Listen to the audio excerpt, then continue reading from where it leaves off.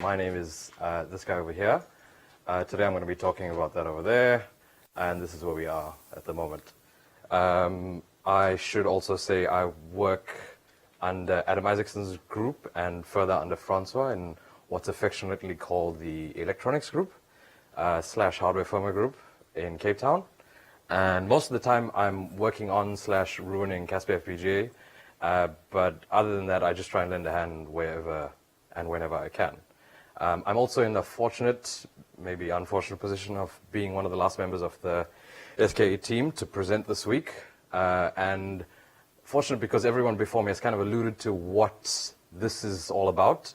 And also Andrew van der Bell just talked about resource utilization and why that's a problem. And hopefully this will attempt to solve that. Jason Manley, Adam Robin, they've all alluded to the predicament of having to reconfigure 200 plus scarabs on site at Meerkat. And if anyone was in Wednesday's TUT session, Jack had a monologue about the microblaze on the snap and what it means to reconfigure the board, and you essentially lose communication to the thing that you're talking to, which is a bit annoying. If you can't remember much or any of those details, don't worry. I'm hoping I'll cover that in here. And that's most of that. I mean, I'm also just going to read. It's also worth noting that the vast majority of Casper collaborators develop against Xylex FPGAs, moreover because Xylex's latest and greatest FPGAs require their latest and greatest tools, Vivado, which basically means anything I do explain in here will be in the context of Vivado 2019.1.1 recurring. Let's just crack on.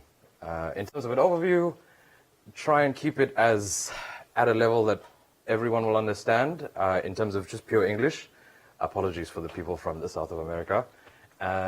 And just defining terminology, what it actually is, how the flow kind of works, what this means for your Vivado project, why do we need it, updates that we have, and attempt to conclude. Terminology. So I'm quite partial to a sandwich and a bit of pizza. And luckily, we've been having quite a few of these this week. You can think of partial reconfiguration, or just reconfiguration in general, in the context of food, whatever you want to think about it. Where you can think of the static region being defined as your 2 slices of bread, the reconfigurable region being the stuff in between, or on top or below, depends where you come from. You know that the static area is the bread that will forever be considered the top and bottom of a sandwich. Inside it, you can change out for heirloom tomatoes and ricotta if you want, or sliced roast beef, or whatever you want. Think of those as your reconfigurable modules into the reconfigurable region. And something that can't really be explained in the context of a sandwich, but the internal configuration access port. Think of that as your sous chef. How about that? P-block, that's pretty much further constraining a piece of area on your main FPGA, or your piece of bread. In the case of, I don't know, a pizza, maybe people go half and half on. You want pepperoni on one side, someone else wants barbecue chicken on the other. Carrying on, partial reconfig itself. Well, I thought long and hard about how to really define it, but Xylex pay a lot of people a lot of money to really put this eloquently.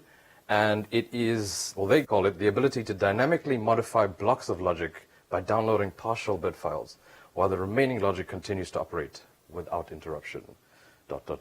Fundamentally, it just means it's a solution to running various system configurations by time multiplexing the bit streams. It allows developers to group common functionality between configurations, and usually it reduces the size of the bit streams eventually generated, which is quite nice, because they can get a bit out of hand. In terms of the flow, well, I think we're all relatively aware of what this kind of means. Designing the top-level module, then defining reconfigurable modules, implementing the modules or the configurations, and programming your device. So if you really want to think about it, you decide what type of bread you want, you decide what type of fillings you want. By implementing, that just means you go and make your sandwich, and then you eat your sandwich.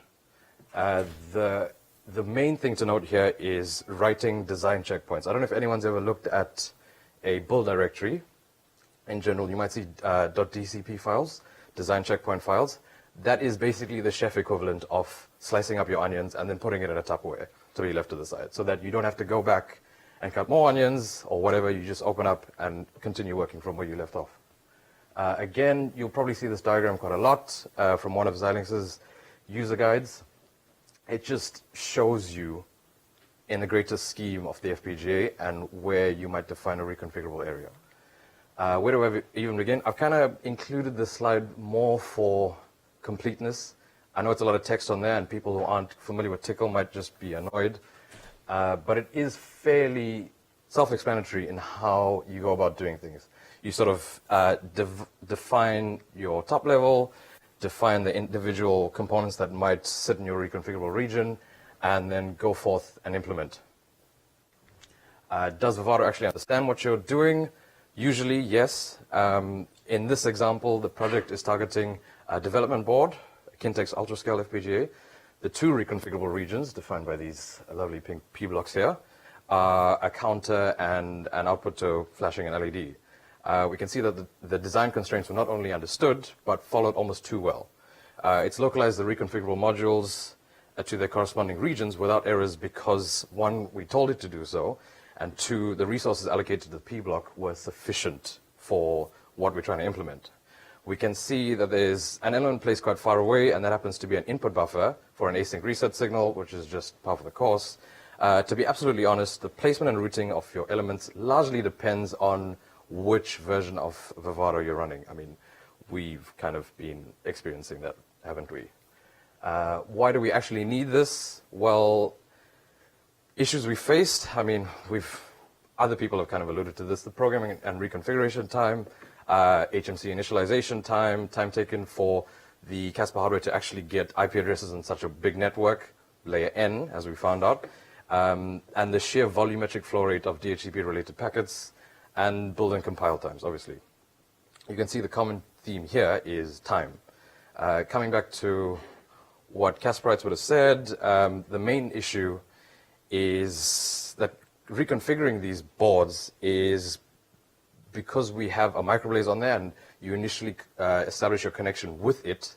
Once you trigger reconfiguration, the whole FPGA has to reconfigure and you lose comms with what you're talking to. It's as if you're speaking to a friend and then they just leave the room and come back. It's a bit annoying.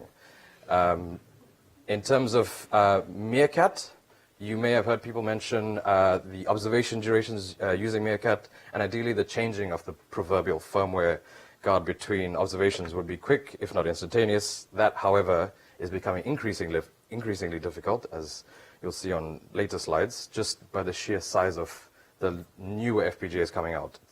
It's just sheer real estate that you need to reconfigure.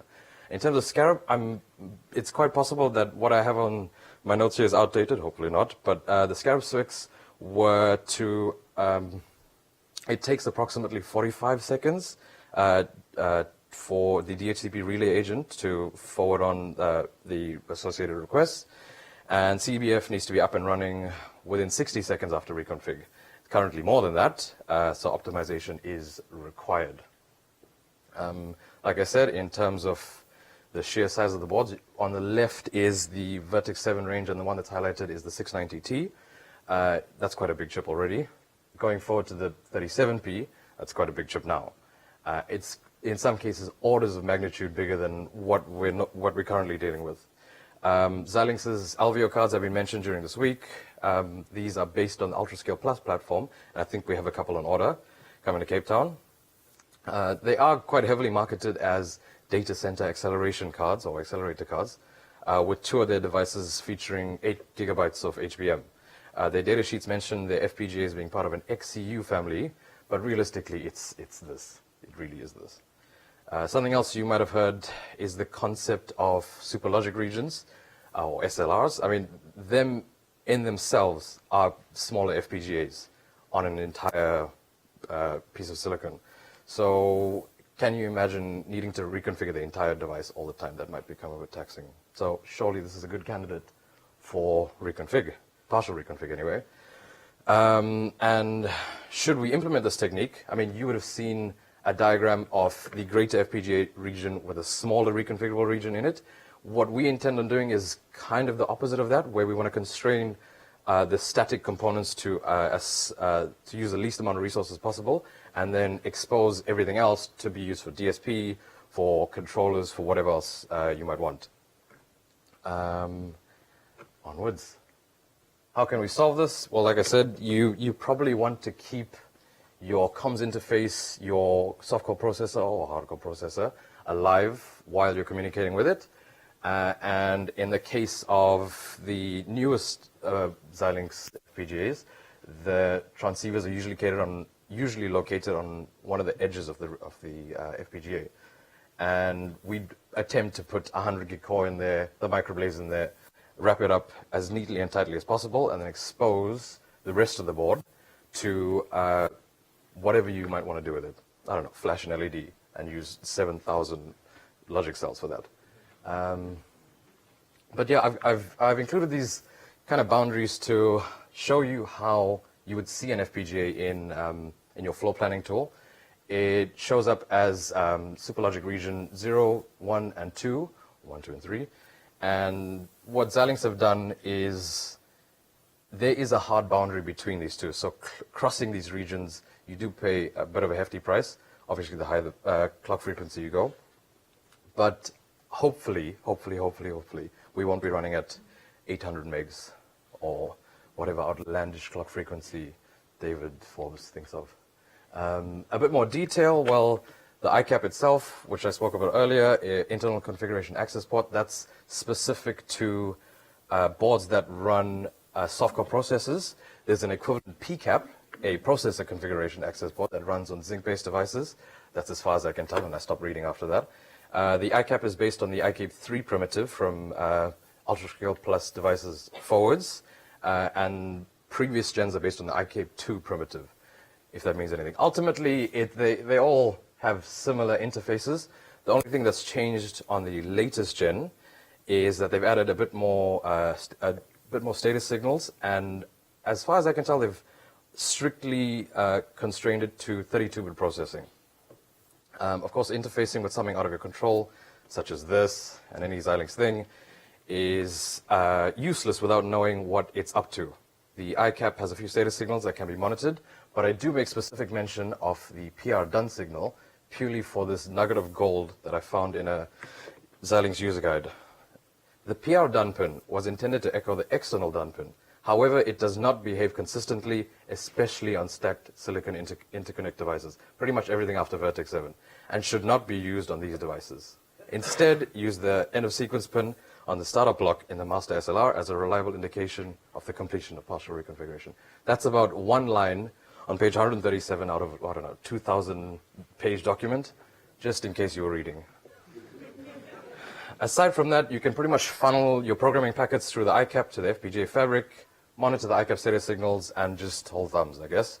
But back onto the control and monitoring aspect of the ICAP, this is where the concept of the partial reconfig controller comes in, like the fat conductor in top of the tank engine. Xylex by Xylex, of course, they have their own little wrapper for it. It's pretty neat, it's pretty tidy, but ultimately it's a piece of IP, so you won't really know what's going on underneath. They think it would be convenient for you, probably it would, but it's probably better if you do it yourself. This is a, I don't know, high-ish level breakdown of what life might look like in about a year with partial reconfig. On the left, you've got your static region with your microblaze, with your 100 gig core. You've your custom Casper partial reconfig controller, and on the right, your inside of your sandwich. What it might look like when you interface with it, well, it turns out that ultimately you can control how programming packets are funneled to the ICAP, and I want to say the security behind it. Basically, you can either send a packet, a frame, and do a per frame CRC check to sort of make sure you know what you're doing, or you can sort of blast it through and do a CRC check at the end. Either way, there are multiple layers of security going through. One after it crosses the network and gets to your board, and then once the ICAP is done accepting your bitstream. Only once everyone's happy, really, will it actually write to the FPGA Fabric. In the tool flow, well, Again, I put this disclaimer out there. This is definitely not the complete product, but this is just an idea of how it could be implemented. I mean, some of us have done the introductory tutorial where we're flashing an LED with a counter, with whatever it might be. And I figured, well, what if we just subsystemed our various configurations? And I'd write some logic in there to say, okay, this looks like this. Your naming convention is consistent. Define these reconfigurable modules for your selected platform, and let's see if that works. But by all means, please tell me if I'm just being overly optimistic here. I was hoping to have this discussion a bit earlier, then someone would actually tell me, but it's Friday, and I'm sure most of you are trying to fly out of here. But anyway, I digress. Conclusion, partial free config won't really solve all your problems. It might solve some, which is quite nice, but there certainly are nuances to the technology. It might be things like how you set up your P blocks across clock regions. It might complain about resource utilization. You might want to put it near where your transceivers are. You might not want to do that for whatever reason. Xylex really are an enigma. Really, truly outrageous. And then hopefully document things along the way, of course. Brian will follow up on that, probably. Thank you.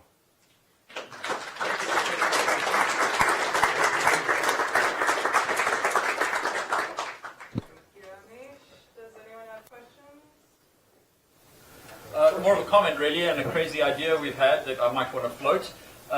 We've also thought, so one of the problems we have with lots and lots of boards and programming them is just getting the bit stream distributed to all of them. And so one of the crazy thoughts we had is, why can't we multicast the bit stream to all of the scarabs or some future device? And their partial reconfiguration is really good, but you need the microblaze in between to sort of deal with handshaking and reassembling and so on. But it would mean you could program the board really, really quickly. So have you actually tried any of this in practice, or is it still at the analysis stage? Only tried verified bitstreams via JTAG, nothing necessarily through the Casper flow. So technically, no. But I should say, Ben's demo with 100 gig, he will use that partial reconfiguration to configure it. So we could maybe in the demo, you could Ben. I want to talk to some of you guys this afternoon. Hola. Have you found any kind of limitation on the amount of logic that can be in a reconfigurable region? Have I personally found any limitations? No, I don't particularly see why there should be. I mean, it's your real estate, you can do what you want with it, realistically. Unless you're just trying to do something unreasonable, like put a 4K FFT in one DSP cell. That might be a limitation. But ultimately, you could pretty much, do, go on, this, where constrain, whatever you want in one little corner, expose the rest of the board, shove whatever you want in there. Ultimately, you will need to accommodate for an entire microblaze, an entire 100 gig core in there, but the world/FPGA is your oyster. I have a quick question. So let's say we want to configure a small part of the FPGA, and the problem comes, like, they cannot be, like, it needs a new bit stream and it needs to change the part of the FPGA. So what happens if an error raises? Like, Error during partial reconfig, sending the bitstream across. Exactly. Well, the ICAP will not allow a incomplete, corrupt bitstream to be written in FPGA Fabric. Okay, so ICAP is responsible for that. Okay. Well, I'd like to think so.